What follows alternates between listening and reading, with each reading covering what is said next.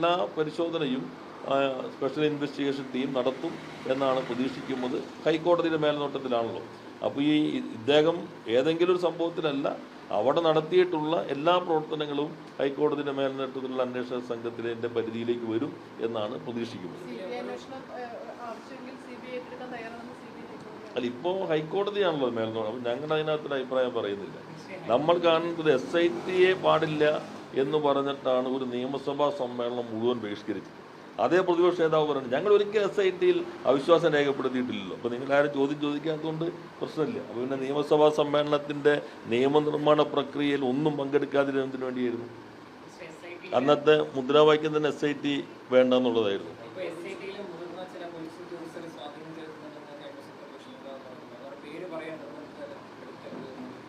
അപ്പോൾ അതാ എൻ്റെ ധാരണ ഹൈക്കോടതിയുടെ മേൽനോട്ടത്തിലാണെന്നാണ്. പ്രതിപക്ഷ നേതാവിൻ്റെ മേൽനോട്ടത്തിലാണോ SIT എന്ന് എനിക്കറിയില്ല.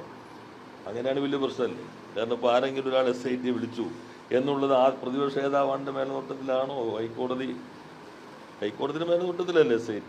അപ്പോൾ 2019 മറ്റേ ചിന്താവിഷ്ടിയായ ശ്യാമളയിൽ പെട്ടെന്നൊരു ദിവസം ശ്രീനിവാസൻ മാലയിട്ട പോലെ അന്ന് അതുവരെ സ്വാത്വികനായിരുന്ന പോറ്റി ആ പ്രത്യേക ദിവസത്തിൽ തെറ്റായ വഴിയിലേക്ക് പോയി എന്ന മട്ടിലാണല്ലോ ചിലർ അവതരിപ്പിക്കുന്നത്.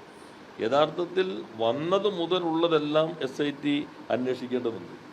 2019 സംഭവം മാത്രമല്ല, ഇവന് മുൻപ് എന്തെല്ലാം കാര്യങ്ങൾ നടന്നിട്ടുണ്ട് SIT അന്വേഷിക്കുമായിരിക്കും. ഹൈക്കോടതിയുടെ മേൽനോട്ടത്തിലാണല്ലോ.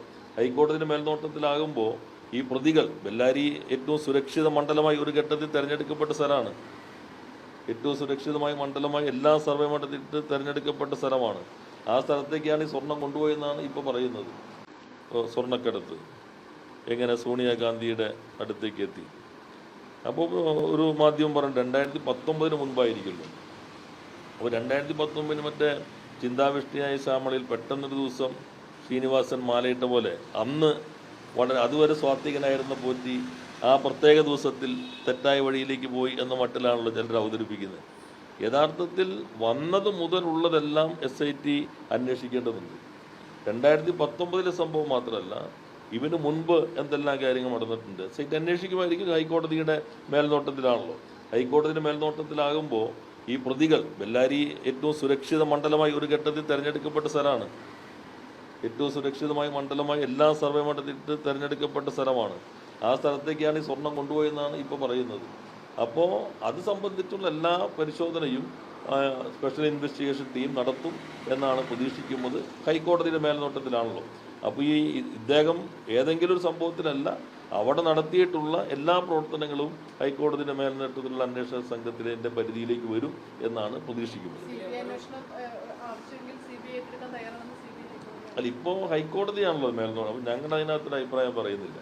നമ്മൾ കാണുന്നത് SIT പാടില്ല എന്ന് പറഞ്ഞിട്ടാണ് ഒരു നിയമസഭാ സമ്മേളനം മുഴുവൻ ബഹിഷ്കരിച്ചത്. അതേ പ്രതിപക്ഷ നേതാവ് പറഞ്ഞു ഞങ്ങൾ ഒരിക്കലും SIT അവിശ്വാസം രേഖപ്പെടുത്തിയിട്ടില്ലല്ലോ. അപ്പോൾ നിങ്ങളാരും ചോദിക്കാത്തതുകൊണ്ട് പ്രശ്നമില്ല. അപ്പോൾ പിന്നെ നിയമസഭാ സമ്മേളനത്തിൻ്റെ നിയമനിർമ്മാണ പ്രക്രിയയിൽ ഒന്നും പങ്കെടുക്കാതിരുന്നതിന് വേണ്ടിയായിരുന്നു. അന്നത്തെ മുദ്രാവാക്യം തന്നെ SIT വേണ്ട എന്നുള്ളതായിരുന്നു.